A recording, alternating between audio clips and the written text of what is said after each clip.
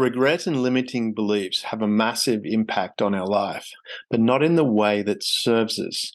It can be really difficult to move forward and to have the happiness and success that you deserve if regret and limiting beliefs are coming from deep inside your unconscious mind.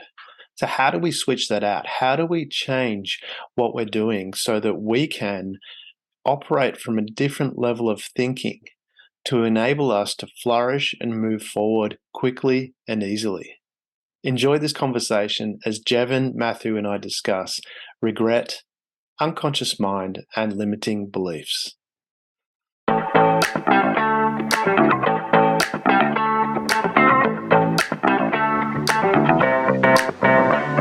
Welcome to Share.Care, an all-inclusive community sharing experience, strength, and hope to create strong, healthy, and inspiring relationships.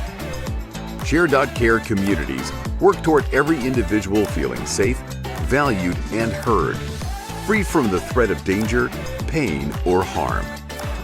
Each episode, founder Damian Andrews explores the principles underpinning Share.Care and invites expert special guests to share their knowledge so you can easily reap the benefits so many others experience. You hold the choice to create your future. Let it be with strong, healthy, and inspiring relationships. Hello and welcome to a Pondering Life episode of the Share.Care podcast.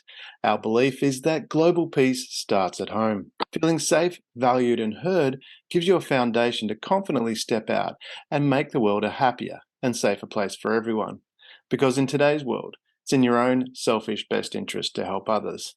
And today it's my great pleasure to welcome back Jeevan Matharu. Jeevan, great to see you. It's been a little while, and I hear you've been in a judo competition today. Yeah, thanks for having me back on. Yeah, I had a competition today, fifth in 5 weekends, which is not really normal in terms of the timetable, but the competitions just happened to be ones that I felt would be reasonable. Got a bronze today, fought okay, 1-2, lost 2. But as we've talked about before, you're not looking at the negative side, you're looking at what went well. Yep. And those things that maybe didn't go as well, what can we learn from them? And how can we adapt our training in order to combat those things and also improve on the things that went well. So, that's life. You're never going to have a perfect day. You're never going to have a day that goes as bad as it can go either. There's always going to be something positive there to take, and that's the best way to sort of frame your mind, really. Yeah, because I thought that would be a really great topic to put in, or to a really great event to link into our topic, because we're talking about regret, your unconscious mind, and limiting beliefs.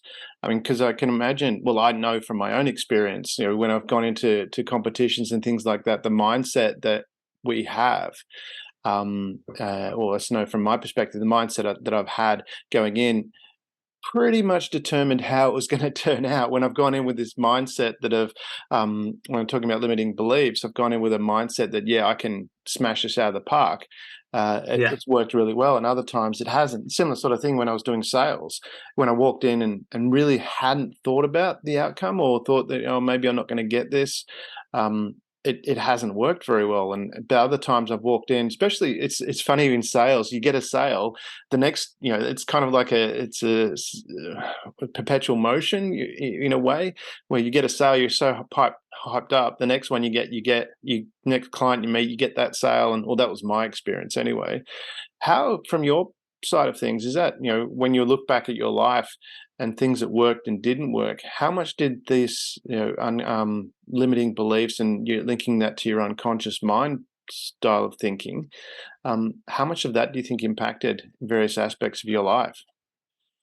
Yeah, I think what you said there is what's coined as maybe the snowball effect, where when things are going well, you'll continue to do well, and those things that aren't going well, you sort of go in that direction.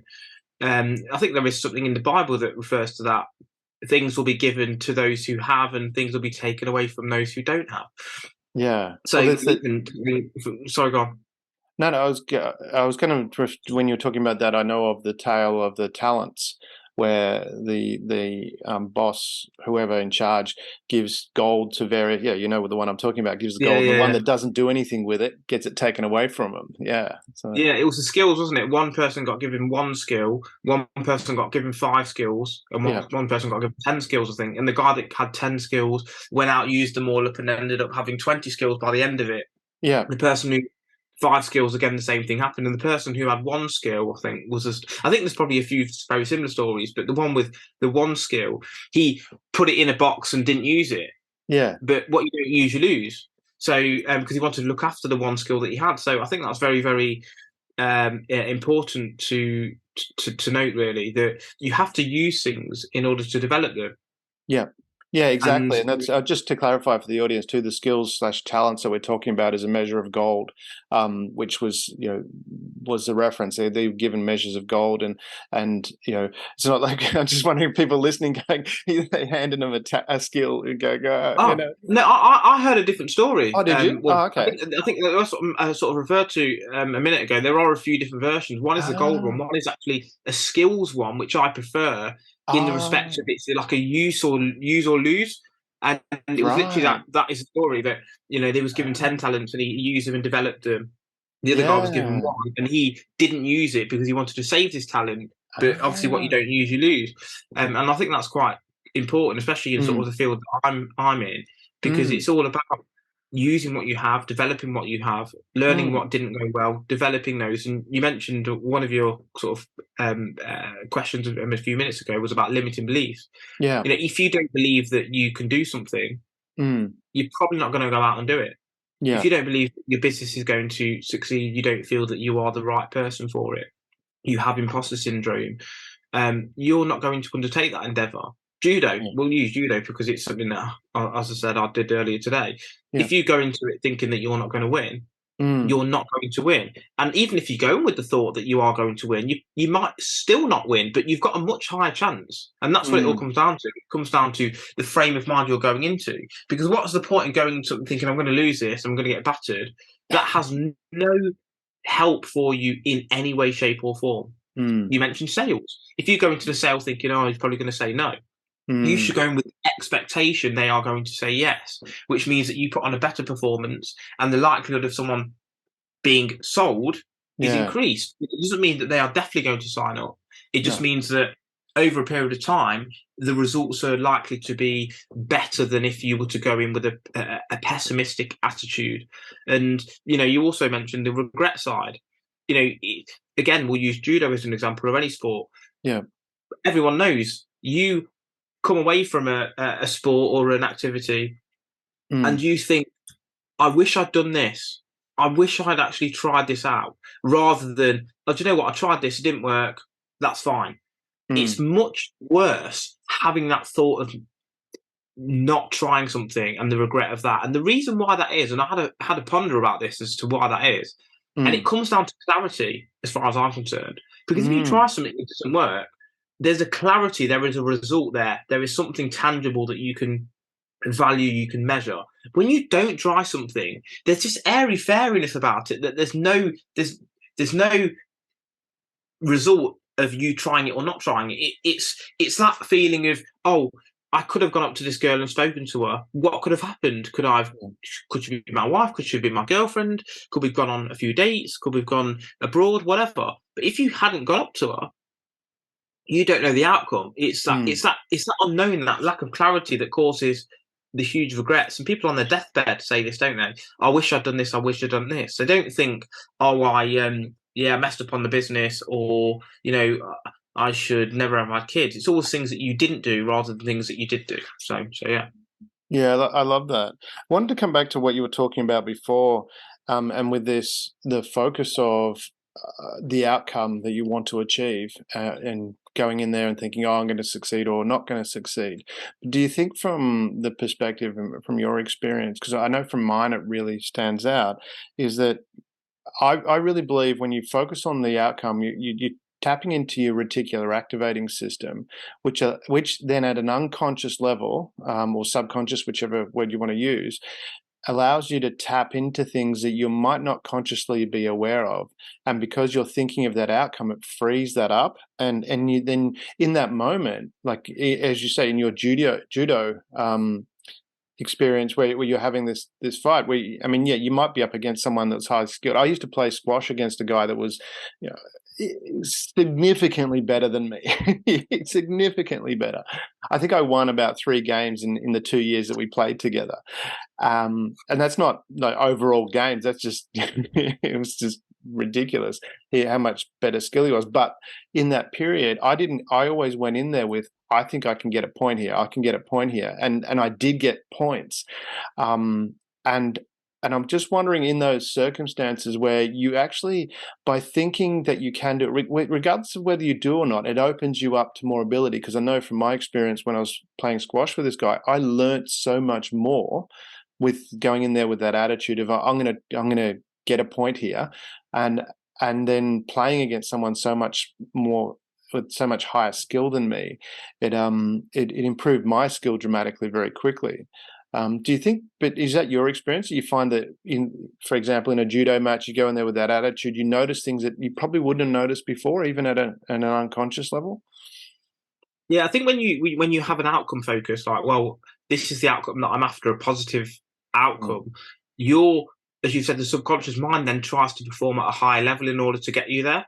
Yeah. So you'll be like, well, actually, if I do want a goal, if I do want to get this point in squash or whatever it may be, I need to perform at a gold medal level performance. And that's what that does. If you look at, oh, well, actually, I'm just going to be happy if anything happens. Good, win, lose, or draw, which in some cases can be a good attitude, but we'll put that for the side for the moment. Yeah. It's important. If you go in with a negative attitude, you're going to be like, well, I don't really care about how I perform, in which case your body's going to be more relaxed and you haven't got that bit between your teeth. Yeah. If you go in with, look, I'm going to win goal, I'm going to smash this guy, I'm going to get the points in squash. Yes, he might be better than me, but I'm going to show him and I'm going to give him something to worry about.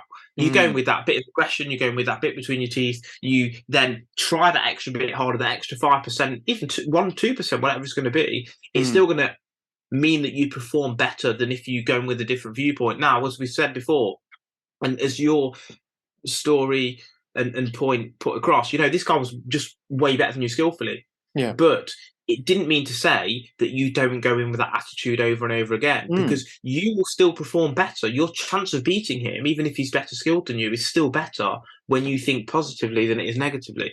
Because if you'd have gone in thinking negatively, maybe you hadn't won those 3 games at all.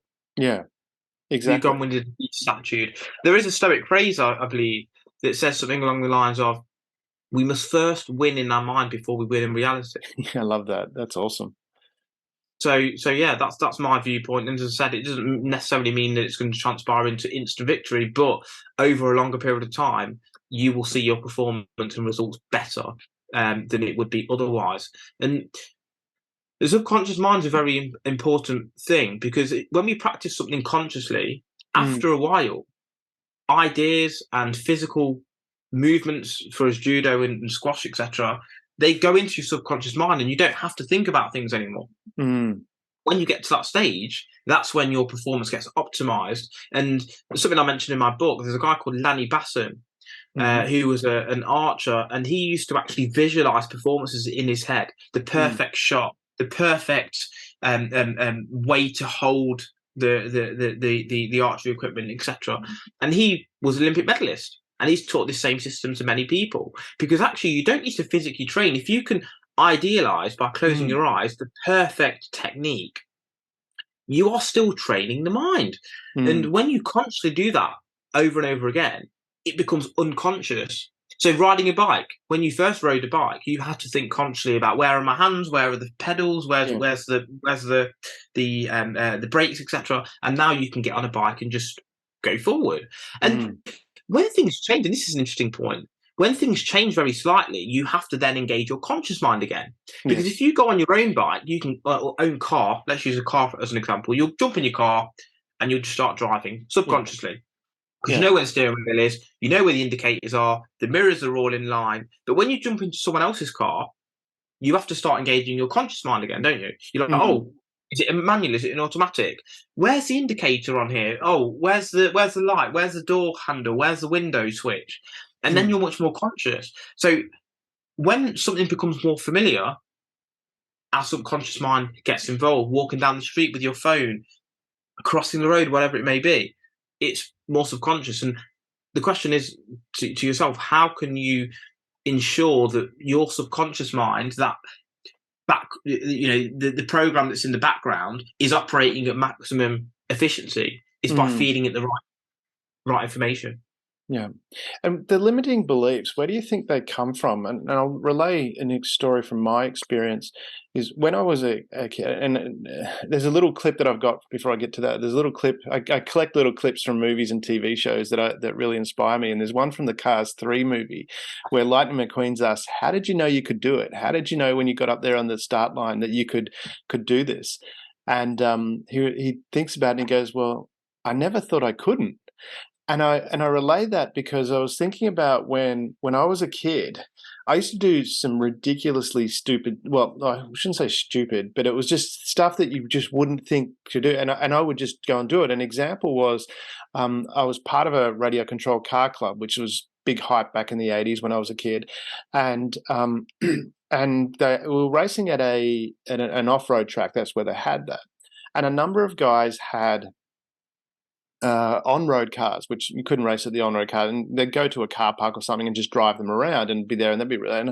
And at, I think they did it at a basketball court, an indoor basketball court. We had a meeting, and then they had a race. And I was thinking it'd be really good to have a racetrack. And they said, "Yeah, we don't really have anywhere to race." And then I was thinking about it, and in my little town, we had some old netball courts, which they'd built new ones, and the old ones were still there. And for some reason, I'm not sure how, I found out that the fire brigade owned the netball courts. So I just tromped up to where the fire chief. I went to his house, knocked on the door, and said, "Hey, can we use your netball courts to make a radio-controlled car track?" Without even thinking I shouldn't do that, or why would I? It was like, my thing was, yeah, let's get this netball course, let's use it. And I don't know, I think I was 10 or something like that. So I was a little kid, and he's gone, "Yeah, no problem." So I put him in touch with the secretary of the car club, and we got it all organized, and we got this radio controlled car track. And then later in life, I started, for whatever reason, I had started to think I couldn't do stuff, and then I wouldn't try it, and that was a minor thing that happened. There was other times where, mostly it was, I'm just going to do that. When I was in the army, I wanted to learn marketing. So I just knocked on the doors of the marketing companies and said, "I want to learn marketing. Can I come and work at your marketing firm and learn marketing?" When I got out of the army, I wanted to work in the mine sites, and I just sent an application, handwritten. This is before I had a computer. I hand wrote an application, sent it off to the 5 major firms, and then the next day sent another letter, and did that for 2 weeks. And after 2 weeks, they gave me a call, and it wasn't a thought that I shouldn't do that. From your experience dealing with the clients that you've had, where do you think this limiting belief of I shouldn't do that, I'm not good at that, I'm not a good speller, I'm not good at English, I'm not good at maths, where do you think those limiting beliefs come from? But I think what you said there as well is if you don't ask, you don't get.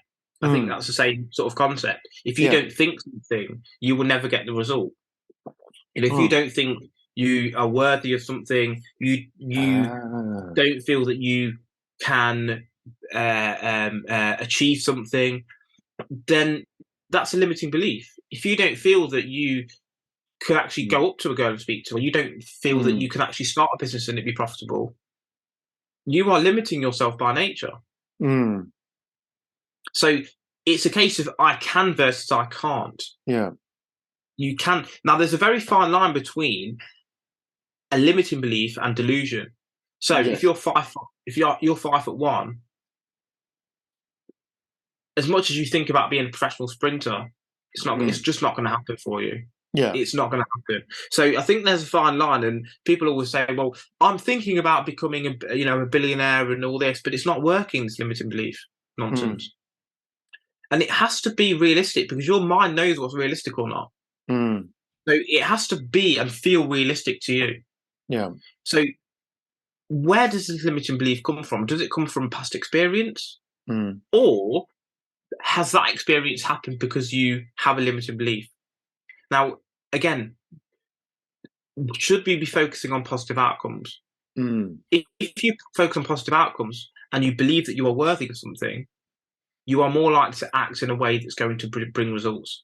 So I feel that the limiting belief side can come from like imposter syndrome. You don't feel that actually you can provide value. You have, fear of being judged by others, for example, because again, you're limiting your beliefs on what other people think. If that makes sense. So yeah, I think that there's a lot of things that I would class as limiting beliefs that maybe other people wouldn't. But you are limiting yourself then to other people's beliefs, if that makes sense, because it's what they think about you. So I think it can go into your own limiting beliefs, but also to the beliefs of others, because you can be limited by others as well. So I think that's where I was essentially going, that limiting beliefs doesn't just mean what you feel that you can achieve, but it's also rubbed off by what other people think you could achieve, parents, friends. Like, oh, you could never do this. You could never achieve that. Your coach might say, well, you're not good enough technically. Don't worry about it. This is your level.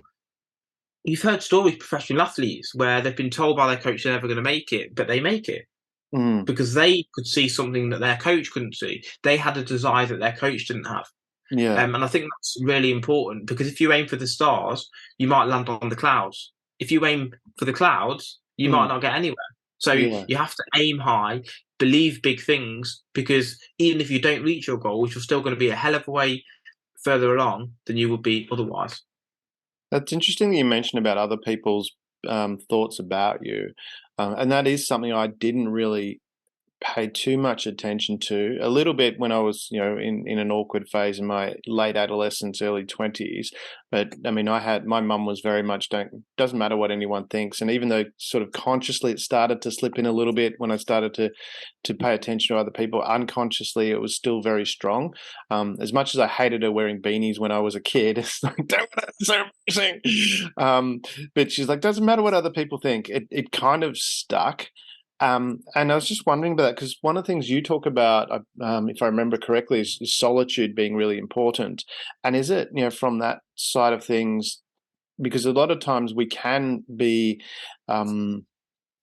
influenced by other people if we spend all the time, especially nowadays when you're always looking at social media, if that's the first thing you look at when you wake up, that kind of thing, that you've got all these other people's opinions and that going on, and that starts to shape what you're thinking about. Whereas if you take that time for a bit of solitude, however you choose to do that, maybe it's a walk in the park or whatever, just with your own thoughts without having music playing in, does that help reshape or make it easier for you to reshape your own thoughts and rather than being influenced by others? Okay, so let's use a metaphorical example that is a real metaphor, essentially. So elephants, when they are trained at the circus, they're trained when they are young with a string that attaches to their leg. Yeah. And that's a bit like a dog when you train them with a lead. And when they get big and strong, like I don't know how much elephants weigh, but it's in the tons, I'm guessing, because they're absolutely huge animals. They still, because of this limiting belief, do not move out of kilter when they could just rip this string from their leg. Yeah. Because they are limited now in their beliefs, which means that they can't think outside of this box. There is also the mosquito example, I think, or fleas, where they put them in a tin. And lid on the tin, and the fleas or mosquitoes jump up and down, hitting the top of the lid on this jar. And then they realise that they can't jump that high without getting hit, so they start jumping just a centimetre below the tin. Wow, I hadn't heard that one before. Wow. And then what they do is they take the lid off the tin, and the mosquitoes or fleas, I can't remember which one it is. It'd be fleas. Never jump above where the lid used to be. And when you introduce new fleas into the equation, they are trained by the other fleas to say, look, you can't get any higher than that, and limit their beliefs as well. Wow. Yeah. Real talk. So this is why, obviously we talked about limited beliefs. So I think most people know what it is in terms of, well, actually, I don't feel that I could do this rather than I feel I do.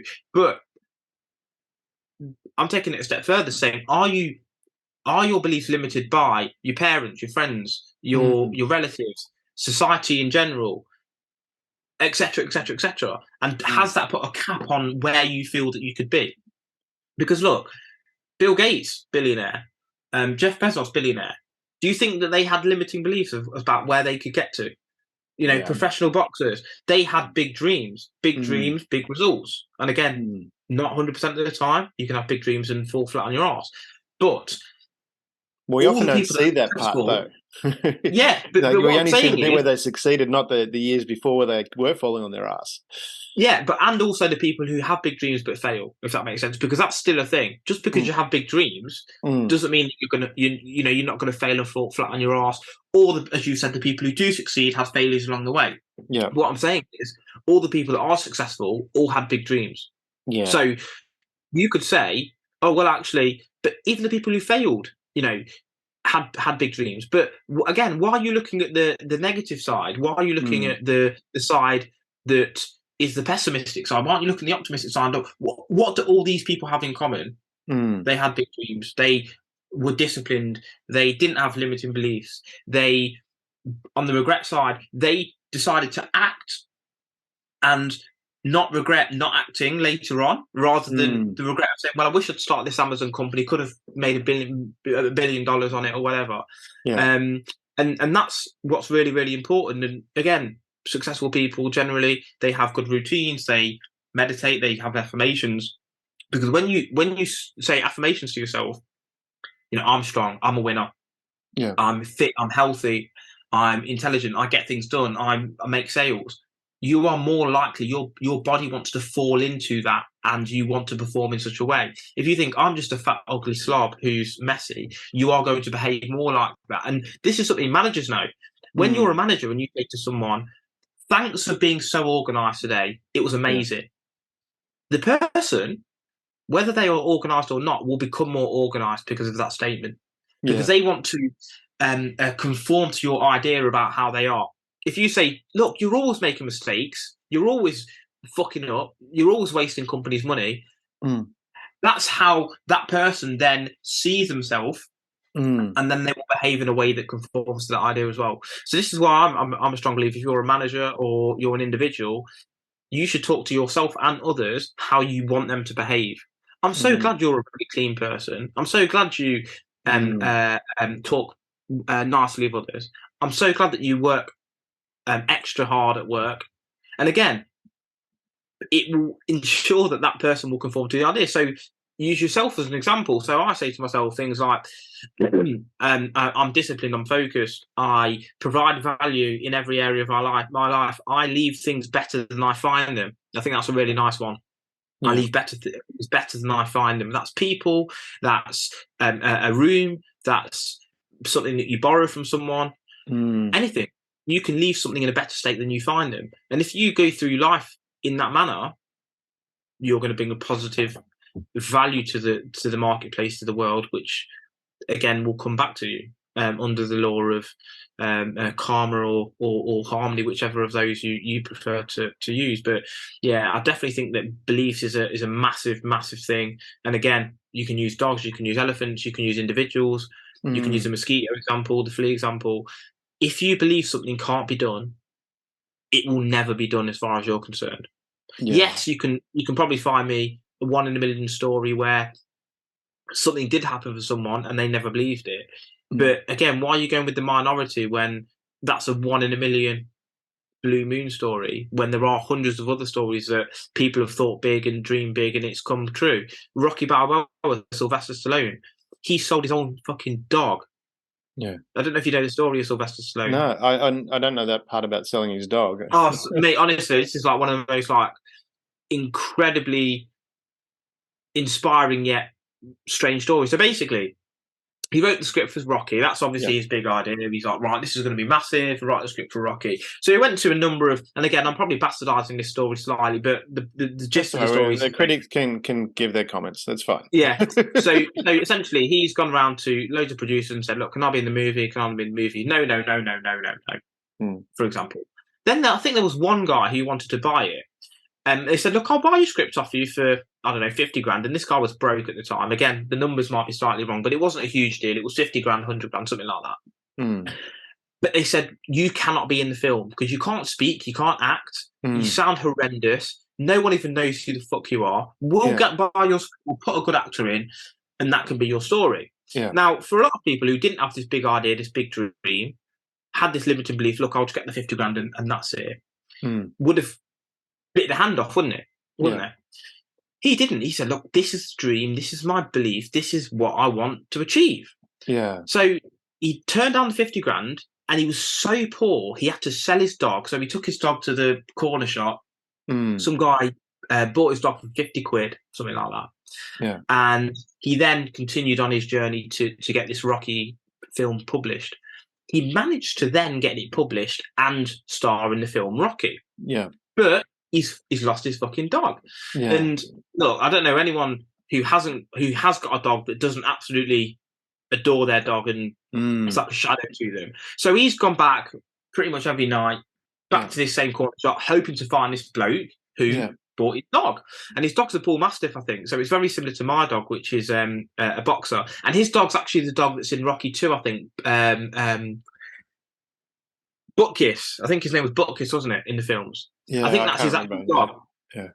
And so he went back to the shop and he ended up finding the guy and said, look, I'll buy my dog back off you. And he goes, look, I love my dog. I love this dog. No, I'm not selling it. And he ended up offering him, I don't know, again, numbers aren't exactly accurate, but it was something like 10 grand and a part in Rocky. So the guy's in Rocky. Yeah. He made 50 grand and Rocky got his dog back.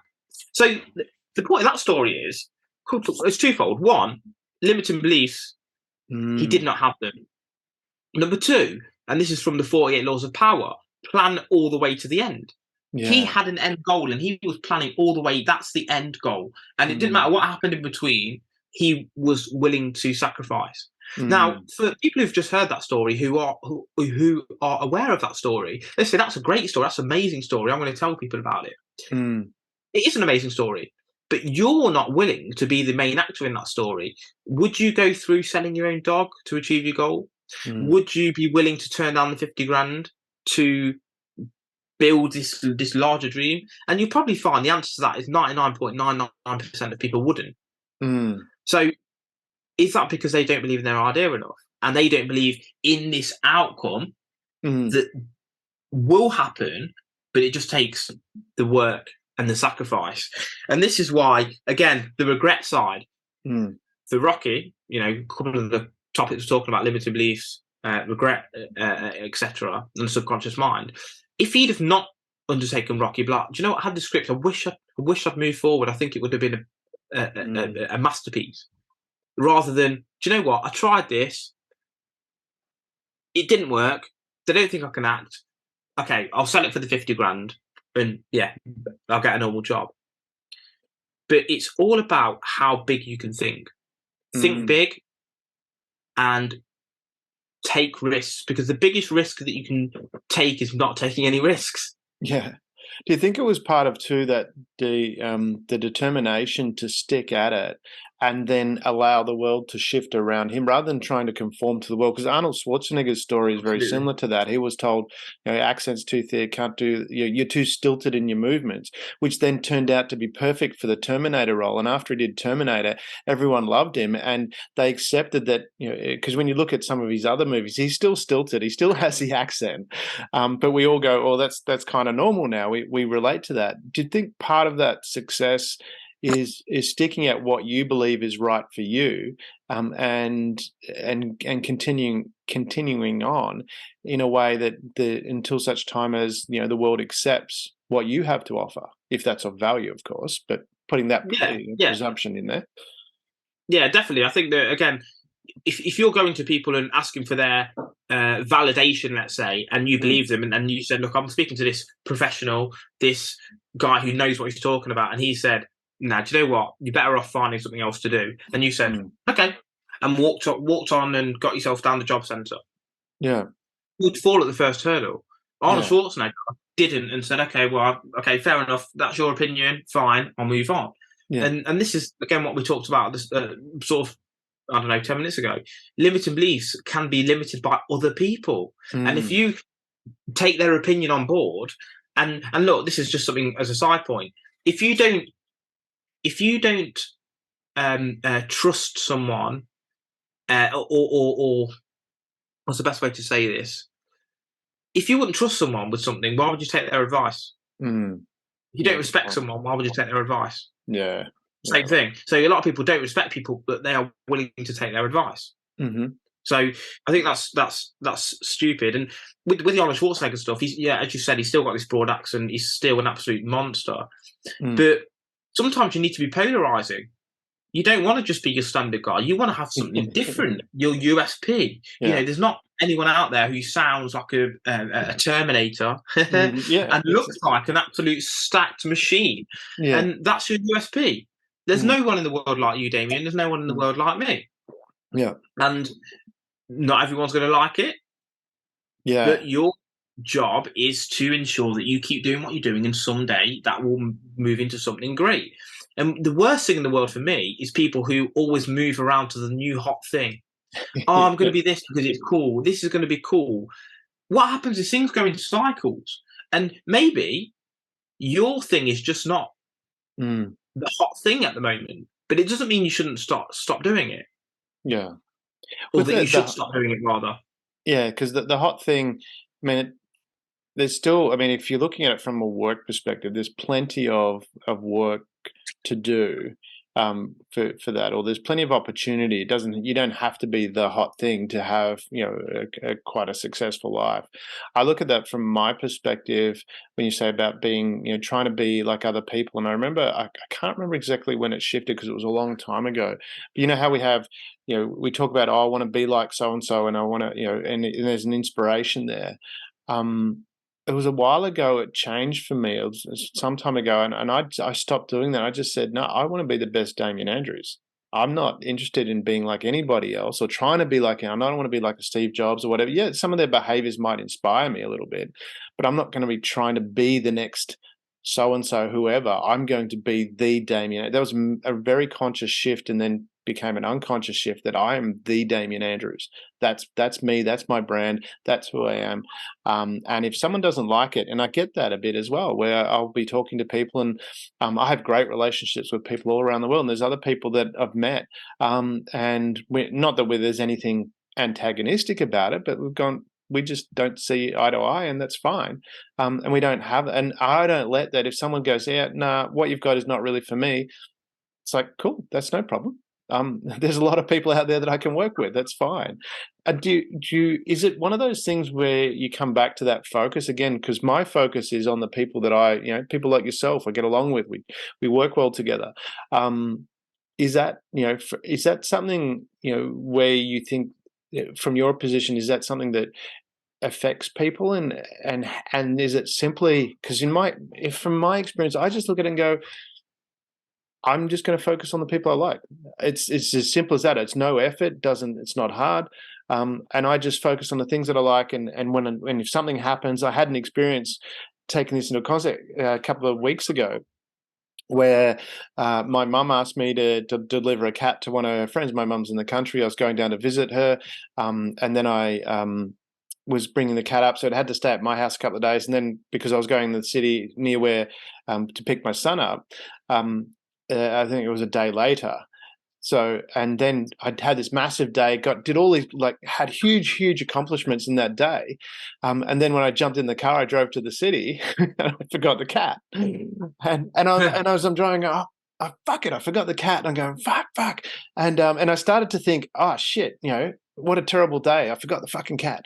And that's going to fuck everything up and all this kind of stuff. And then I stopped. I went, no, I did this, and this, and this. I can deal with this, and I can sort it out, and I can take the cat, because I had to go back the next day anyway. I can take the cat. As soon as I made that shift, all of a sudden that flowed.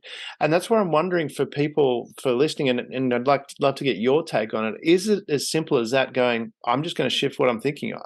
And just making that. It wasn't, to me, it didn't take any effort. Yes, it creeped in. Oh, the cat was there. That was the moment of, stress. And then I went, nope. Did this today. That's my focus. I'm really grateful for that. That makes me feel really good. I believe I started to feel dopamine because I was feeling good about that. That then caused that self-fulfilling prophecy or perpetual motion, where I started to feel really good, and that was it. And that was the change. Is it that simple?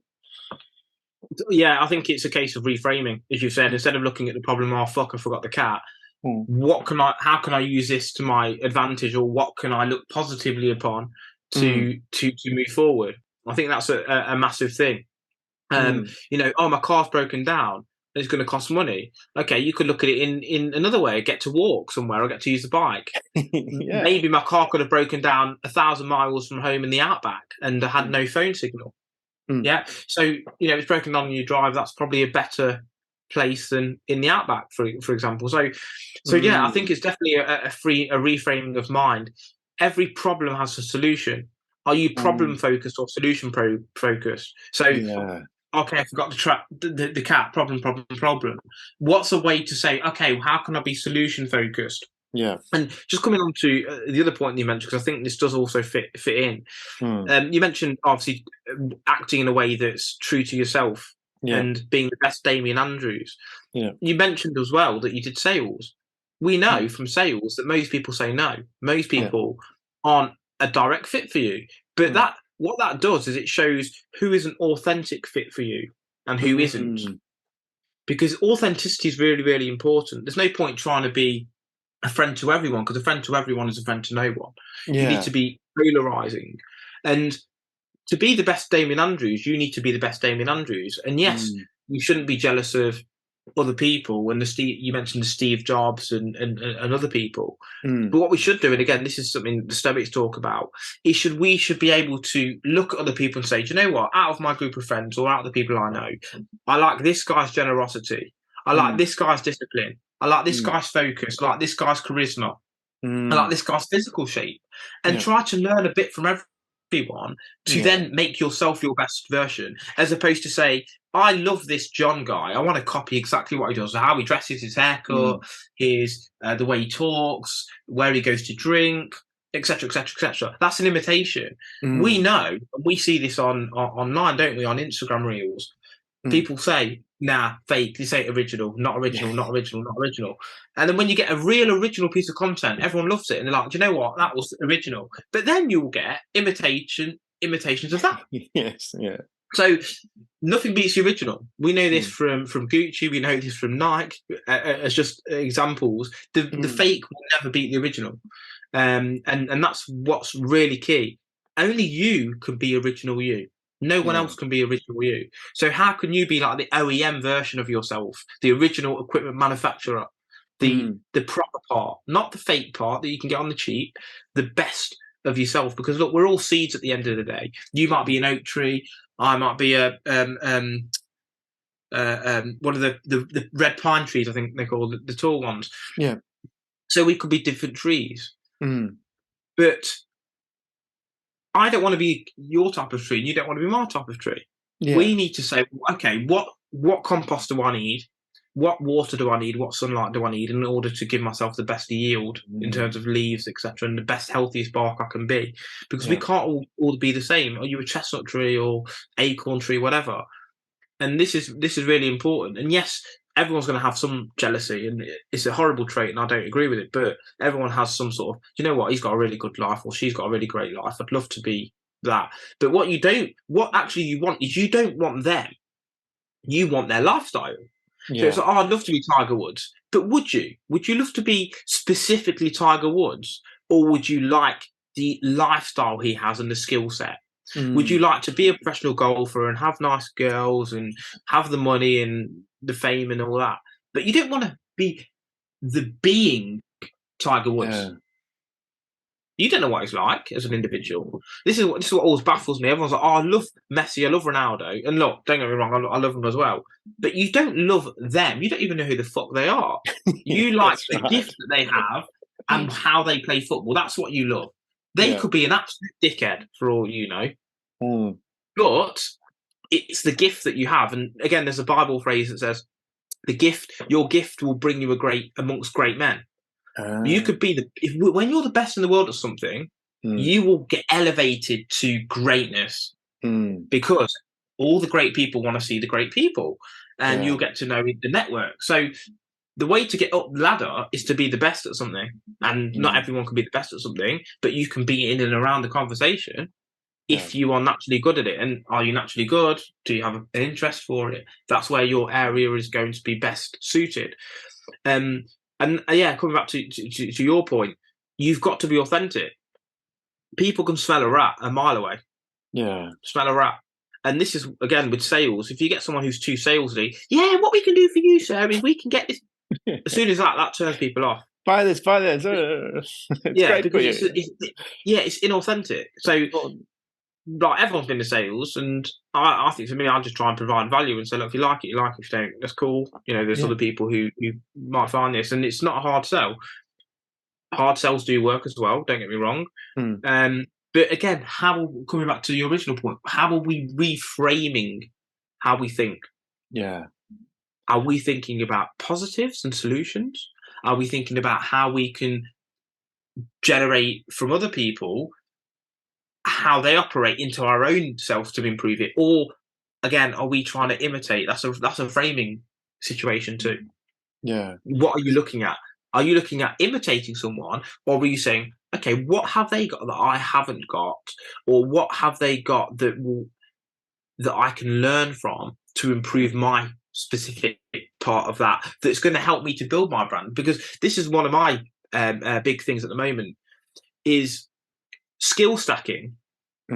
So people can be the best coder in the world or the best football player, but what's happening nowadays is because things are changing so quickly, there's what's called skill stacking, where are you a good salesman who could speak Spanish and French and has got a great network, or are you a judo guy who is also a transformational coach? How many are there? Is that your niche area? So I think that's a massive thing that's going to be huge in the next 5 years is skill stacking. Are you a guy who can do a select number of things together that no one else can do? Because if you're someone who can speak Spanish, Italian, French, German, Russian, and you're a coder, no one else can do that. Could you deal with all their clients as an individual? Yeah. That's skill stacking. So I think that's going to be massive in the next 5 years, considering where we are in terms of growth and the fast-paced nature of today's world. Yeah, definitely. That's having that broader range of skills is going to be very advantageous. Do you think coming back to and I love what you were talking about before about this limiting beliefs and whether you're focusing on an outcome that's going to be favorable to you or focusing on you can't do it. Do you think that comes back to what you focus on expands in your life? Because from an unconscious perspective or subconscious mind perspective, the subconscious doesn't understand not. If I told you not to think of a pink elephant, you know the story. You've got to think of it. The mind has to think of it to reference it to know what to not think about, and that very metaphor there. So for you to think about, people do this all the time, and I've mostly trained myself out of it. They say, I don't want to forget this. And that's probably why I forgot the cat, maybe because I said I don't want to forget the cat, as opposed to saying I want to remember to take the cat. Two slightly different wording, but very different outcome. And so from that side of things, do you think we often, because all behavior is unconscious. You can't consciously do something. There's too many things for the mind to think about because conscious mind can only think of 7 to 9 chunks of information at a point, somewhere in that area. 7 plus or minus 2, I think it's Miller. Yeah, that's it. Yeah. So, and that's very limited in what it can think about. So action has to come from unconscious. You can't think of all the muscles you have to move in your arm to pick up a cup off the table. You just consciously cannot do it. So being unconscious, this whole mindset of, okay, and that's where, do you think that's where this, what you think about expands? If you're consciously thinking about, I'm going to fail, all of a sudden that's feeding into your unconscious. That then becomes the premise of how you act, which then leads to that self-fulfilling prophecy where you forget the cat. I've got something that should come to mind, and it's, I don't know why it has, but it really sort of articulates the point of the negative thing. So how many times have you been speaking to someone and you're trying to talk about someone in the corner and said, don't look over yet. And by the time you said, don't look over yet, they've turned around and looked over. How many times has that happened to you? And the reason is because you shouldn't say, don't look over, because all the mind hears is look over. You should say, look at me, stay focused at me for a second. I'm just going to tell you something about that person in the corner. So it's such a different way of thinking. And as you said, we get what we aim at. Skiing. If you look at something, you're going to hit that tree. When you're riding a motorcycle, if you look off, you're going to hit that bollard. We need to stay focused on where we're aiming at. If you don't have a destination, you're sat nav, where are we going? So the negative side as well, as a goal, where are you aiming? Are you saying, I don't want to be single when you're hearing single, or are you saying, I want a relationship? Are you thinking, I don't want to smoke, which you're still thinking about smoking, or are you going to say, I want to be an athlete? Yeah. Now, let's just take that one, because I think that's a really good one. When you think about I don't want to smoke, you're still thinking I'm a smoker, self-image is I'm a smoker, and I don't want to do this thing anymore. But again, you're still thinking about being a smoker. Yeah. If you say I want to be an athlete or I am an athlete, your mind will start thinking about, okay, I'm an athlete. Athletes should be running. We should be lifting weights. They don't smoke, athletes. They eat healthy. They do all this sort of stuff. And you'll start to behave in such a way. So I'm a strong believer, and we all do it. I don't want to mess up today. As soon as I think about that, I reframe my mind. This is how and it's a lifelong process. It's not something that just you'll never have to do ever again. I want to just program my mind, and a month later, that's it. It takes years and years of practice, and even then, it's never ideal, because our mind wants to try and protect us and think about the negative. Don't fuck up. Don't mess up.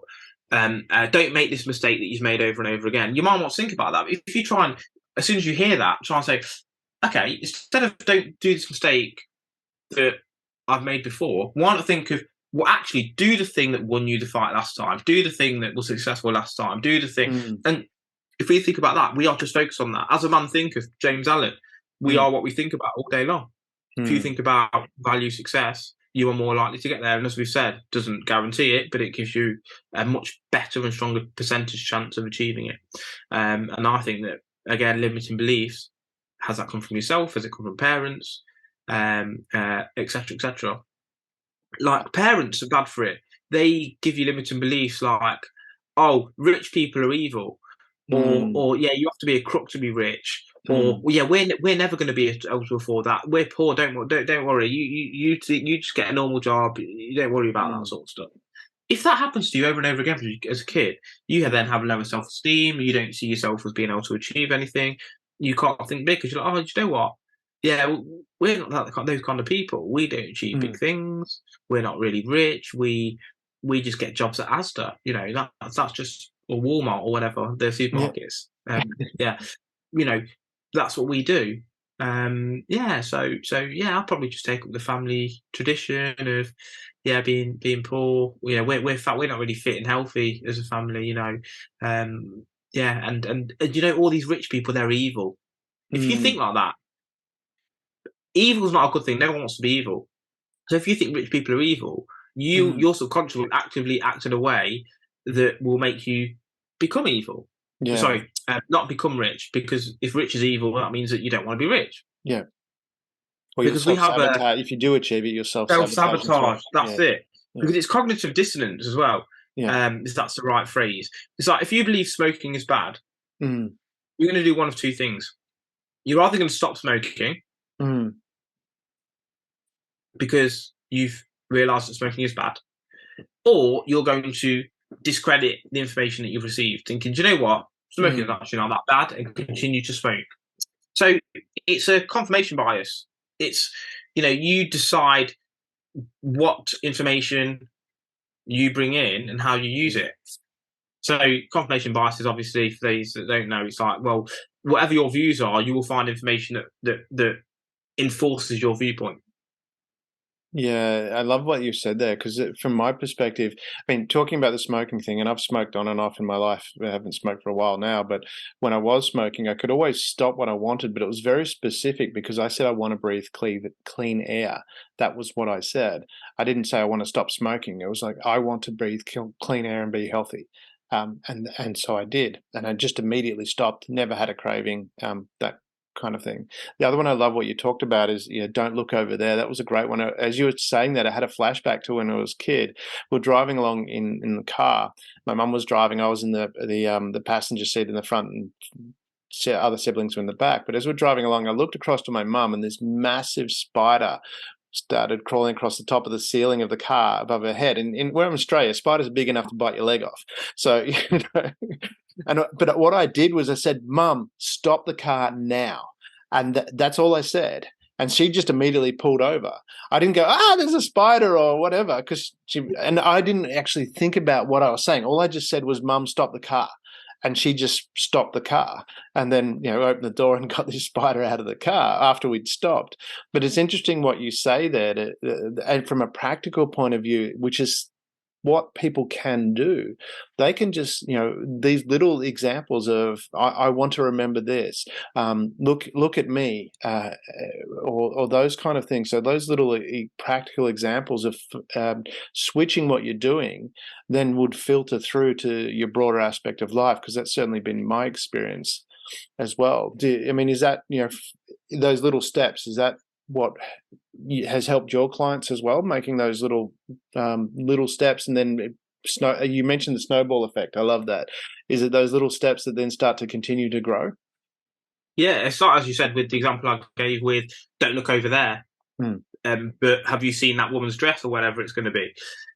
If you understand that that's the result that's going to happen from the negative based approach, why would you continue to do that? If you can change how you speak, so next time, guys, try this out. If you want to talk about someone in the corner, don't say, don't look over there, but just say, focus on me for a second. I've got something to tell you. They're going to be really focused on you because you've got something to tell them. Look at me. And then you're going to say something that you're probably going to tell them straight away what it is. Not saying, don't look over there, but, and then start talking. We all know that when you do that, the person somehow magically already knows that you're going to look over. They've looked over, and then you start talking, and they know you're talking about them. So instead of don't look over there, and I'm not even going to give you an example. Sometimes you need to think about it yourself to start your mind thinking about this. How am I going to say something to this person without them looking over? I need to, first of all, not mention look over at all until at least I've relayed the information, because afterwards it doesn't really matter, does it? Yeah. So that's how I think. I was like, okay, how can I look at this in a different way that's going to be positive focused rather than negative focused? Yeah. How much of it do you think that? Sorry, go ahead. Sorry, no, go on. I was going to say, how much of it do you think is habit and wanting to do it?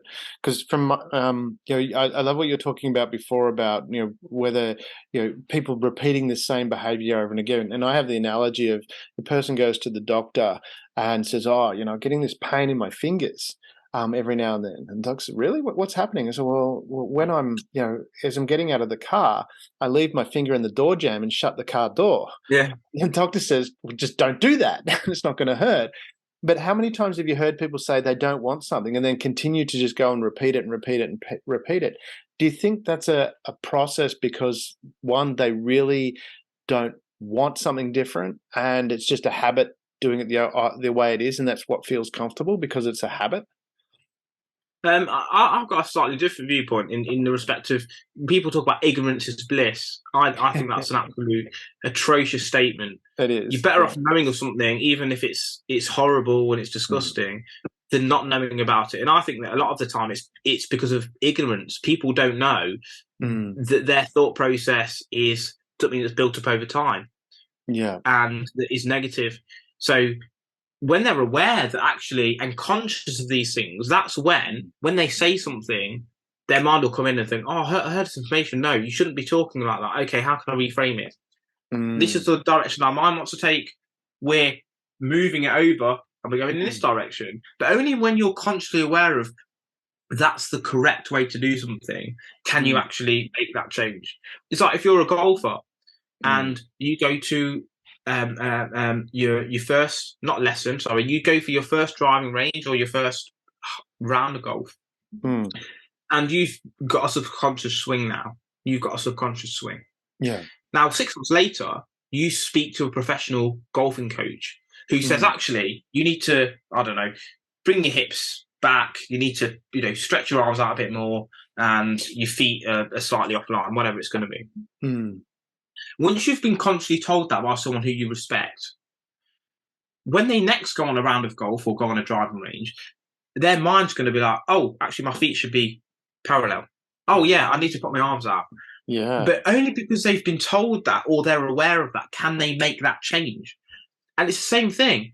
Unless you're aware of what's going to improve your mental strength and mentality and you get into your subconscious mind, only then can you do that. So again, going back to the golfing example, after another 6 months of correcting consciously Yeah. their stance and their swing, will after that, the following 6 months, it will just be natural for them. The subconscious will take over. They understand this is the plan, this is the routine. You see it all the time with golfers or tennis players or snooker players. They have like that little tick they do. They always get up to the table and do the same little thing. Golfers, they always have the same little routine. You know, they look around, put their ball down, take a few steps back, put their club out, do that little shimmy thing, and then take the shot. Because that's part of that schema that they've now built in. But the schema wasn't always there in that particular fashion. There would have been a different schema, a schema that wasn't maybe not as effective and not as positive and technically as good. But after their own input, the input from the coaches, etc., can they make this change? And the same goes for individuals too. And sometimes when you're in the game, you can't see the game. And you know, even myself, for example, sometimes it takes other people, you know, although I'm getting very good at this stuff now in terms of my own thought process, etc. Sometimes other people see things you don't see. Yeah, definitely. It's just the way of the world. You know, you can't see yourself exactly as others see it. It's impossible. It's impossible. It is literally impossible. Even if someone videos you, it's not exactly what other people see because you're looking at it from your own perspective. On an external perspective, because you're still you. You're still you. You still think like you. You still filter as well. Yeah, exactly. Yeah. So that's why it's good. But coming back to limiting beliefs, what you don't want to do though is take someone else's word as gospel necessarily, unless there's maybe something consistent. If you've gone to 5 golfing coaches and they've all told you the same thing, probably best you implement that thing. Yeah, well, if you've gone part of getting the outcome too, isn't it? Yeah, exactly. And maybe if you've gone to 5 and one says something, 4 haven't, maybe you'll think, well, is he the one that's right and the others are wrong, or vice versa? And it's the same thing. You know, out of your friends and your relatives, who is it that's actually giving you good advice and who isn't? And that's only something that really you can work out. And, you know, as far as limiting beliefs go, we all know this. No, don't worry. You know, you're not going to be this next Jeff Bezos. Get yourself a job. 40 grand job a year and buy a house. But what if Jeff's parents had told him that? Well, that's something. What if Federer's parents have told him, just don't worry about this tennis shit. It's not going to, get you anywhere, and he'd quit. You know. That's interesting. You mentioned that about the parents because there was a famous study that was done a while ago. Can't remember. I read about it. Can't remember what it's called, but what they did was they took all these highly successful people, and Steven Spielberg was in there, Eddie Van Halen, and a number of business people were all in there. And what they did was they're trying to work out what was there a common factor that enabled them to succeed, or that was consistent there, and I think they went through something like 280 different variables and nothing, not because it had such a big sample, none of these lined up. But that was the point to see if, what is there a common factor to lead to success? And it turned out when they went through the data in more detail, that what they found that one linking factor was that as a child, when they were a young child, roughly between 3 and 5, their parent, usually the parent of the opposite sex, had an unwavering belief in their ability. So if they said, I want to be a spaceship, pilot, they would have said, you're going to be the best spaceship pilot ever. Not, oh, no, you can't do that. And because it wasn't, and what they determined was it wasn't to do with whether that was the child's ability or whether that was going to be their career of choice. It was the parents' belief in their ability. And that set the framework for the child having that belief, and as they grew into an adult, that they could do whatever it is they set their mind to, which was a fascinating study. And I know from my perspective as a dad, I really encourage that with my son. And just whenever he wants to do something, it's like, yeah, you can do that. You're going to be amazing at that. And he's proven himself right so far. He became decided he wanted to be a goalie playing hockey, and the coach who's been doing it for 12 years had never seen anyone perform like that ever in their history of coaching. That's good. And yeah, it was kind of, it was, I mean, as a dad, That's you're kind of cool. proud of these stuff, you know. Yeah, He yeah, sits there definitely. and that was one of the beliefs. Where we were there watching the game one time, and they've hit the ball, it's launched up, he's hit it here, it's bounced off his stick, it's bounced off his other hand, bounced off something else, and then went out and didn't make it through. And it was just this classic thing. He wasn't going to let that ball get through, and it was. But it was, and that's where you were talking about the parents and what parents say. And it's really important, I think, as an adult, because I know from my perspective, I had some limiting beliefs from my parents, and I just let them go and changed them. As soon as I was aware of it, I went, gone. I'm focusing on something different. And is it, for me, that was that simple.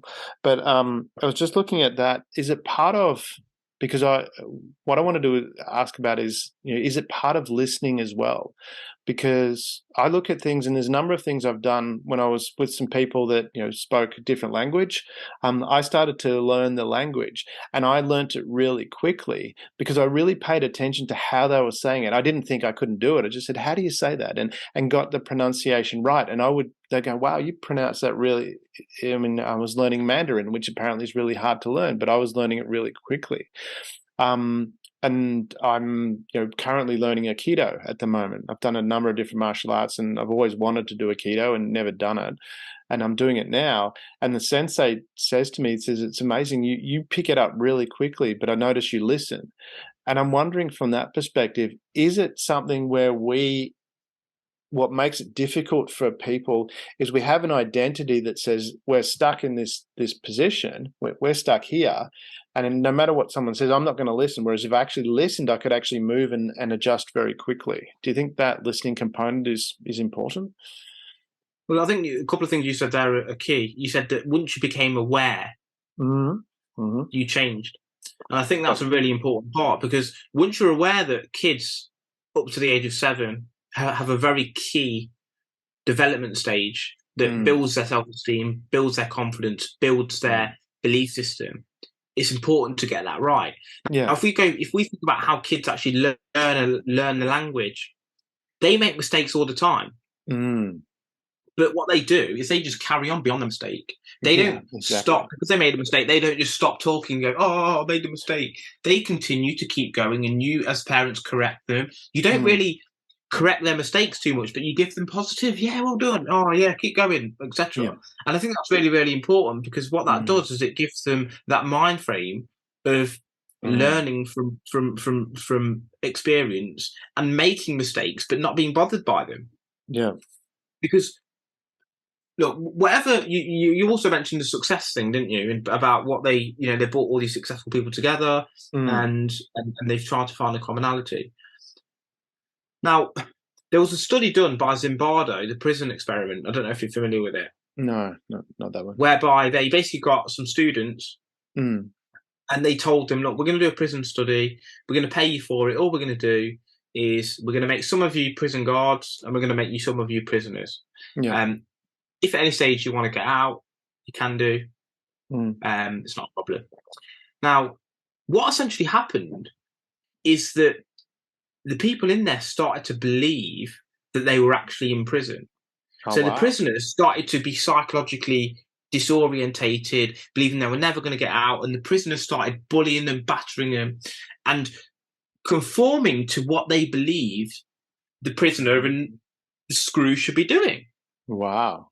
And the interesting part about that is that it comes back to what we've been talking about the whole time. How do you view what you're doing in life? How do you view what success means to you? How do you view your ability, your habits, your desires, your goals? Because you're going to conform to what you believe that to be.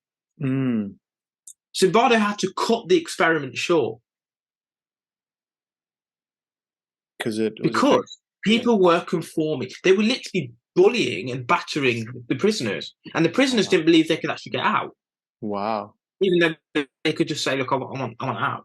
I think it was, again, some of these details might not be exactly correct, but I think it was meant to be like a 7 or 2 week study, and it got cut short after like 25% of the time. So whatever the times were, it got cut short really, really quickly because it got out of hand. Wow. And again, that just shows how malleable we are as human beings. Like, they went in knowing, they willingly knew it was an experiment. They knew that they could have just sat there and just pissed around, but they got into the roles and they felt superior, obviously, the screws, and the prisoners felt helpless. And it just shows, once we get into a little frame of mind, it's amazing. Here's another thing, again, that's just come to mind. I don't know if it's 100% related, but it does sort of, for me, make sense. Casinos, they have no lights, no windows, no clocks. Yeah, yeah. Because it puts you in a particular mind frame that you can't see outside of that casino. It limits your beliefs and your you lose track of thought process to, there's no such thing as time. There's no such thing as sunshine. There's no such thing as the outside of this bloody casino, because you then stay in there and keep gambling. The lights, the carpets are there to design as well, like colours to make you feel, exciting. Yeah. And sound. And this is the thing. How can we create our own casino in our own life casino, basically, so that we can get the results and behaviours that we're after? Are you waking up on the right time? Again, some of the things that are in my book are, what is your morning routine? Are you writing down your goals, your affirmations, what you're grateful for every day?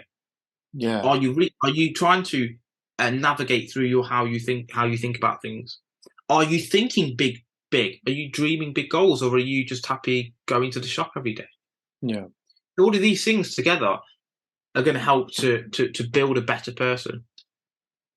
It's interesting that you say that, because it is so foundational. I love what you said about waking up, because and I stole this particular routine from another friend, but it was lovingly say that, because it's a great, but similar to what you say, when you wake up and doing the role, the goals, and going through that, the routine that was given to me, but it was Jason Priest, who runs the Fatherhood Experience in Texas. He has, for his guys that he works with, he gets them to wake up and they have to write out 5 things they're grateful for, do 10 box breaths, which is, breathe in, hold, breathe out, hold.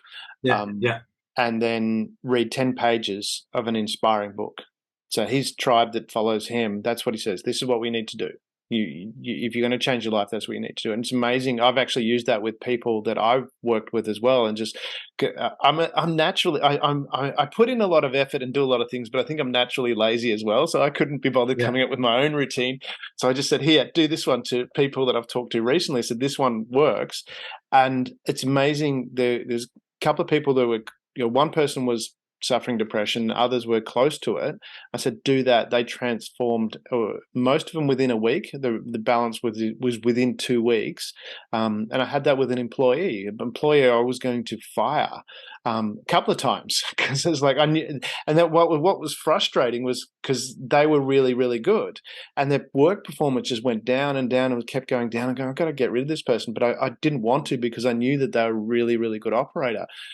And then finally it came up that they were suffering depression as well. And I was like, okay, this is your job description. Wake up, write out what you're grateful for, 5 things, box breaths, and 10 pages of an inspiring book. They completely changed within, it was less than 2 weeks. It was complete transformation. Well, this is the amazing thing we talked about earlier, didn't we? A couple of things. One is that you don't have to imitate someone, but you can take parts of people's lives and bring it into your own to improve the Damien Andrews. Yeah. And that's what you've done. I've actually got a very similar routine, not exactly the same. I get up, obviously take the dog for a walk as well. But I write down things that I'm grateful for, which is obviously past based, isn't it? What you're grateful for is past based. Yeah. I write down things that I have faith that will come true. Because that's future gratitude, isn't it? It's looking at, what am I grateful for? I'm going to steal that. That's 2. Then the other 2 things I write down is I write down my goals. So that could be, and this is ad lib a little bit. Do I write down short-term goals for today? Okay, I want to get gold at judo competition, whatever it's going to be. Or do I write down medium-term goals or long-term goals? What do I want for my business? What do I want for podcasts? How many do I want to be on this year? Okay, I want to be on 100 podcasts this year. I want to, let me think of some of the other ones. I want to win gold at this many events this year in judo. This year I want to climb Ben Nevis, which is the highest mountain in England and Wales. So these are the goals. Yeah. So it keeps me focused. And the third is affirmations. So I write down, I'm a focused individual. I provide value on shows such as this when I go on them. Yeah. I am good with my time. I can get things done by killing two birds with one stone. And things like that. When you think, oh, I can kill two birds with one stone, then when you end up going out and taking a dog for a walk, you listen to podcasts, you listen to stoic quotes, you listen to other things that is productive. So they're the sort of 3 or 4 things that I do in terms of writing down. And then it's very similar to yourself. I read a few pages of books. At the moment, I'm reading Daily Stoic. I did read, sorry, I'm looking at the book down there. Yeah. Daily Laws by Robert Greene, which is literally a page a day. So easy. Similar to actually the structure of my new book. I read, what was that one? That was a psychology book. What's this one? Meditations by Marcus Aurelius. Influence by Robert Cialdini. The Art of War by what's his name? Sun Tzu. So just good books. And the beauty of reading a few pages a day is it doesn't kill you. No. It's exciting because it's just a few pages. And by the end of the year, you've read X number of books and it didn't cost you any commitment, really. Yeah. If that makes sense. Because this is the cheap way to get things done, is do a little bit every day. You know, like the farmer strength thing. The farmer doesn't like lift up barrels of hay until he's dead and his arms and biceps can't move. He just does a little bit every day. And after 5 years of doing that, they're built like brick shit houses. Yeah. Because it's little and often that trumps extremities once in a while. Completely. And that's the difference, is doing those little bits regularly. Do you want to go through that again for the audience? You've got, there was 4 things that we took there. There was gratitude. So in the morning you do gratitude, you do future gratitude, which is, do you want to explain that one a little bit more? Because people are not. Yeah, so I actually only started doing this last week, in fact. Yeah, okay. Because I was doing just the 3, so gratitude, goals, and affirmations. But I was like, okay, gratitude is just grateful for things that you've got already. Wouldn't it be nice to be grateful for things that I know are going to come about? Yeah. Having a nice family, having a successful business, being financially and location independent, being able to travel, etc., etc., etc. All of these great things, because you have to have faith that things will work out. Yeah. Setting goals is not faith that things will work out. That's something to work towards. Yeah. Already showing gratitude, and I got this from Denzel Washington actually. Faith is being grateful for things that you have to be grateful for things that haven't happened for them to happen. And you're like, well, so you're telling me I've got to be grateful for things in the future for them to actually come true in the future? Yeah. We have to be grateful things are going to work out. And that's why I started to do that. And it feels good to write those things down. And people are thinking, well, I just say these things in my head. You have to write it out. Writing it out is just a completely different experience. You can read back and see what happened. Okay, well, I love that. All businesses, do they have all of their information about how their businesses run in their head, or do they have files and computer files, and do they have filing cabinets, and do they have everything on their network and a drive? Why is that? Because it needs to be tangible. I love that, because we've all, I think majority of people heard about, visualizing your goal and things like that, but linking gratitude to that's the first time I've heard of that. I think that's pretty profound. And not only that, by doing that, and as you're aware, as soon as you start to think in that way, your body's producing dopamine. It starts to produce dopamine and serotonin, and just that very thought. Because I do that all the time. I link that chemical reaction, because I know that it happens, and we talked about awareness before. So I never have a bad day, ever. because I mean, in the past I did. I had lots of bad days, but that was my focus.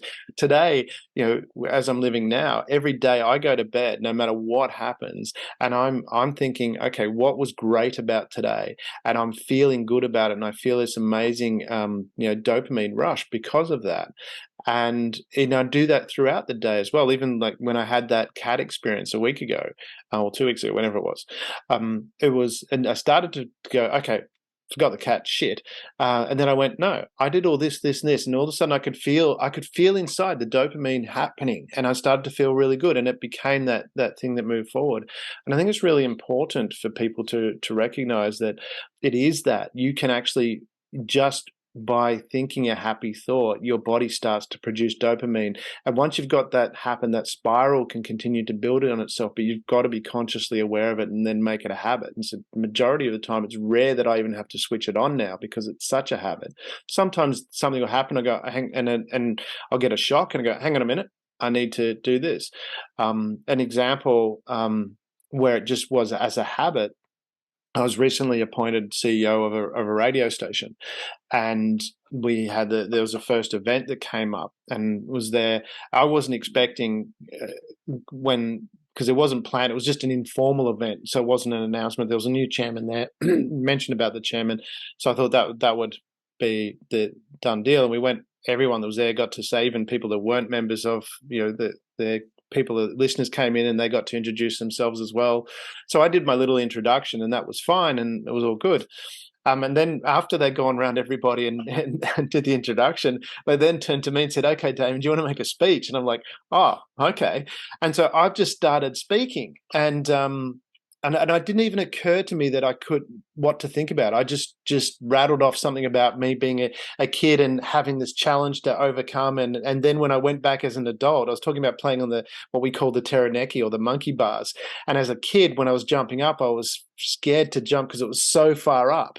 And literally it was this massive reach to get there. And I went back as an adult and it was this high, I could just reach out and grab hold of it. And that was, I didn't really think about it. I drew that analogy and it just flowed. And that's where I from that perspective, encourage the listeners is that make those little steps. I mean, I'm sure you've got a similar analogy as well about the dopamine and how to make dopamine work for you. Do you want to expand we on that? talked about the gratitude and the future gratitude that I would class as faith. We can also do that with, you talked about saying, oh, today was a great day, or today's going well. Well, why not claim in the morning or say in the morning, today's going to be a great day. Everything's going to go fantastically well.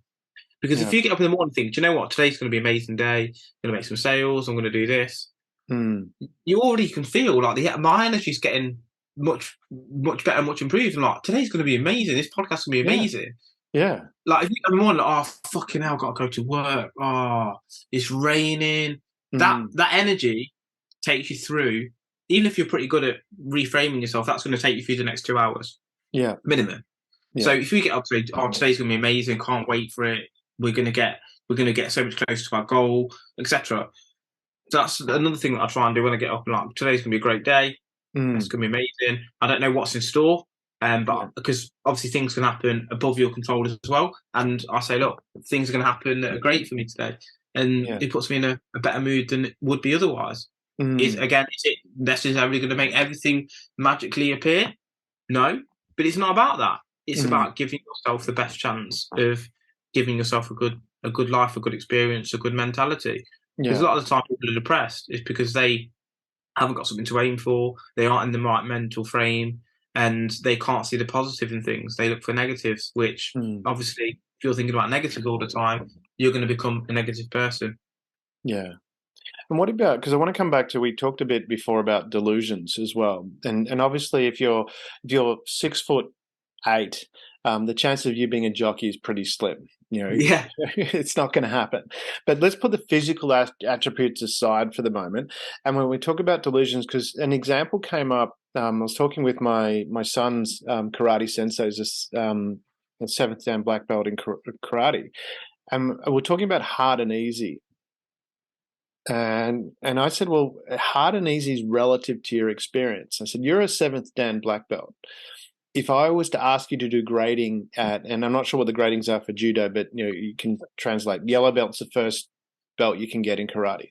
I said, if I was to ask you as a seventh dan black belt to do grading at a at a yellow belt level, how hard would that be for you to achieve that? And he goes, it'd be really easy. I said, it's easy because it's relative to your experience. And we look at life, for example, and let's look at people in business. And I have this all the time where people, they're going to go out and they go, oh, business is hard because it takes so long. And it's, well, actually, not that it takes so long. They go out there and they go to do it, and they want to, and they've got this great idea, and then they find it hard because they go, well, people aren't just coming on board. I've got this idea. Why aren't they all jumping on board? And their experience doesn't encapsulate that people are creatures of habit. They're not just going to suddenly go, oh, there's a better mousetrap. You've just saved me. That's not how people operate. How much do you think, when we're talking about life and even things to do with, even people like you mentioned about people dating sort of thing, you're going out there and having a delusion of, I want to go out with this person, but your focus is more on maybe the physical attributes as opposed to character. How much of that delusion do you think is something where you need to just stop and go, okay, the reality is, I want to start a business. It's going to take a long time. If I do those little steps every day, I have that with a client. I said, what if you made one call to a new prospective client a day? How hard is that? And they go, well, that's not hard. So, well, what if you did that? What would that do to your business, do you think, to your sales? And they went, oh, probably. And so they did it. And surprise, surprise, they got all these new clients very quickly. So that's why I wanted to touch on, because you mentioned delusion earlier, and I just wanted to expand on that for the audience as well, about this delusion where we think things are difficult, but it's really our own deluded thought process that's causing it to be difficult. If we actually stopped, listened, and thought about it and understood the process and had the skill to understand the process, like the black belt example, things become less difficult. Is that your understanding as well, or your experience? I think that difficulty, as you said, is relative. But in order to get into flow state, Mihai Csikszentmihalyi, who wrote the book Flow, and he showed that you can't have things that are too easy because you get bored. You can't have things that are too challenging because you then get frustrated. You have to have the perfect balance between challenge and skill requirement. And that's what gives us flow state. So for your seventh dan, if he's doing a yellow belt grading, which for the purpose of this is the same as judo. I did do karate as well. Yeah, but didn't enjoy it as much as judo. It's a case of, for that seventh dan, he would need to be having a fight against maybe another seventh dan or someone at that level to get into that flow state where he doesn't really have to think and he's got the moves. Yeah, where it's too easy, it's too boring for him. Yeah, and where he's fighting the world's best fighter, it's too challenging for him. In which case, he gets frustrated and he gets angry. Yeah. So much like that. You also mentioned making one call a day. I think we can attribute that to a sort of a longer term flow state in some respects, because if we're working too hard, we don't enjoy it. If we're not working hard enough, we again don't enjoy it. But if we can, and this is what I did, much like your call a day, I wrote a page a day for my first book. Page a day. You're doing a page a day. You're writing a book in a year's time. Not too taxing on the system. It's enjoyable, and it doesn't take an overly amazing amount of concentration. Yeah. If you're doing loads of little things like that over a period of 12 months, it's amazing what you can do. Yeah. Gym, half an hour. Okay, let's make some very small goals, but that will give long-term performance. Half an hour gym. That's it. Half an hour gym. Half an hour walking. Yeah. Half an hour of reading, meditation, goal setting. Hour and a half. Half an hour writing a book. That's just 4 things just popped into the old dome. That's 2 hours a day. Yeah. At the end of 12 months, you're gonna have a much better body. You're gonna have written a book. Yeah. Etc. Etc. So yeah, I think little steps are very underappreciated. Everyone's got this idea of, you need to be working from 7 till midnight every day, grafting, smashing it. working hard. Yeah, but sometimes you don't need to work like that. You can be working smart as well as hard.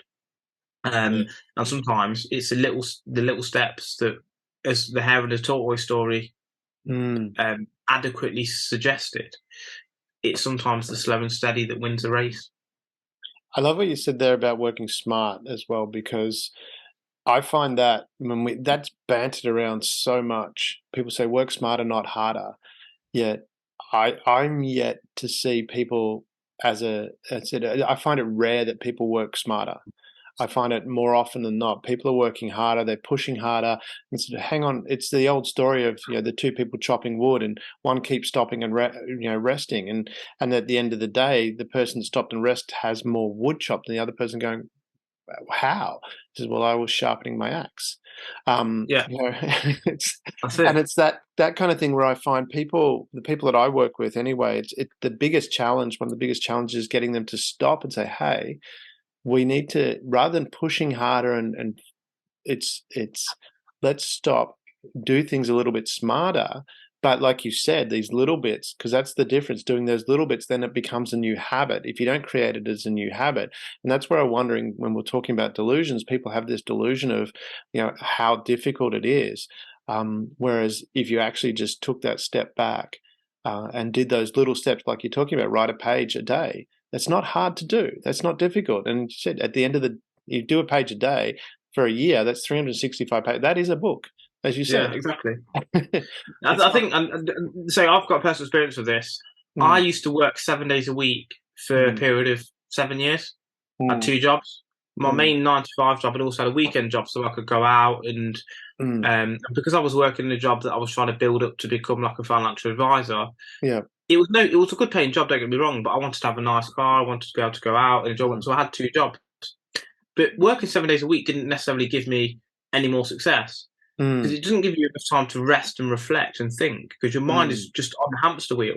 Yeah. So moving on to delusion, there's many forms of delusion in some respect. Are you delusional because your mind can't think? You've got that delusion in that respect. And maybe that was working 7 days a week. I had some sort of delusion in terms of my brain couldn't think. But there's also delusion in terms of, we've got optimism, we've got pessimism, and we've got realism in the middle.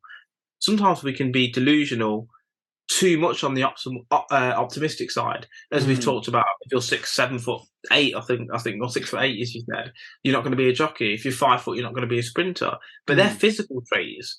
But there are also things on the IQ front, on the softer skill side as well, that isn't maybe a good fit. Yeah. Now, I'm not saying that you're never going to get there, but you've got to sometimes actually just think logically. If you're not really a good speaker and you don't like being around people, you don't like people, you're on the autistic spectrum, whatever, you're probably not good being a salesman. Maybe you're better on being something more introverted, where you can sit and think about things. So, if you're an extrovert, you're probably not going to be enthused to find out that you're working 7 hours behind a desk crunching numbers, because you need that personal interaction. And you see that all the time in office spaces, don't you? Those people who, although they've got an office job and they're working on the laptop, they are always chatting and networking because they're extroverts. Yeah. So for me, I would say, well, actually, I'd pull them aside and say, look, in the business, I don't think this is the right suited job for you, because obviously you'll naturally want, and I think there's a fine line between someone who's a sociable and extrovert, and someone who is just troublemaking and trying to get out of doing work. I think that's a judgment call. But for those people, they could be in front of house, they could be making calls, they could be on the sales side, customer service, whatever it's going to be, because they just need that customer interaction. For people who don't really like that social interaction, they're very cold, aren't they, on the phone, and probably not as good. So yeah, I think that it's delusional to think that whatever you are, because everyone has got inherent traits, whether they want to think it or not. And what we're talking about is mentality. That's separate, because that is how you're thinking about things. But you are naturally good at some things and naturally not so good at others. So we need to, whatever you are going to be doing, use that positive mentality, use that those steps to improve your subconscious mind, and act in a way that you're not going to have regrets later on. in that endeavor, if that makes sense. So I think that's what I would say on delusion. Because for me, there's no way I could be a professional swimmer. I mean, I'm okay at swimming, don't get me wrong, I can swim, but it's just not going to happen. Yeah. So why? Because this is the other thing. So for me, there's related weaknesses and unrelated weaknesses. Like if you're a tennis player, let's say you've got a great serve, you've got a great forehand, and you've got a terrible backhand, and you're shit at maths. Yeah.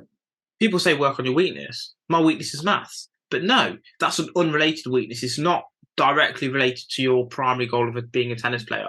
Yeah. But what is your backhand, your poor backhand. That is a weakness within, or an area of improvement, I prefer to call it, within your main goal. So it would be delusional to start working on math when obviously, your main goal is to improve your tennis game on the whole. So I think there's many forms of the word delusion. It just depends on how you're trying to apply it. Yeah, that's a good point. Very good point. So we've chatted for a while now. What do you think, if we were to sum it up? We're talking about regrets, unconscious mind, and limiting beliefs. What would be your way to sum that up for the audience, give them some key takeaways? So I think that first of all, you need to dream big. That's the limiting belief side. You need to have a big dream. You need to be able to understand that you can achieve what you set out to if you are acting and thinking in the right way. If you do that, you aren't going to have the regret later on, are you? Yeah. Of, what if I'd have done this? What if I'd have done that? What if I'd moved here? What if I'd started this business? You're going to have, yes, you are maybe going to have regrets of, I fucked up. But you aren't going to have the regrets of, as we said earlier, the lack of clarity as to what could have happened. Now, we've now got the limiting beliefs. We are acting in an authoritative and bold manner so that we don't have regrets. But where does the subconscious mind come in? Now, as we've talked about, the subconscious mind comes in respect of both sides of that. Because if we can manage and reprogram our subconscious mind through conscious thought, through the affirmations, the gratitude, the thinking positively, reframing, all the stuff we've talked about, that would allow us to actually get rid of even more of our limiting beliefs and act even bolder and reduce our regret later on. So I think that's, for me, a way of linking all of those together in a way that is coherent, I would say. Love that. Jeevan, it's so much fun chatting with you, so inspiring. We cover so many topics, but I just love listening to the things you've got to say. It's really inspiring. And we going to have to give you credit for future gratitude, because I said I hadn't heard that before. But I will use it, but I will give you credit for that as well when I do use it, because I love that. That's so powerful. Thank you again for the chat, and looking forward to catching up again in the future. Thank you, David, for having me on. It's been a great show, as usual. Thank you for being part of the Share.care community and helping people around the world prosper. You're creating a bigger pie for everyone to share. The more people contributing to the world being a better place, the better the world becomes, for others and for you.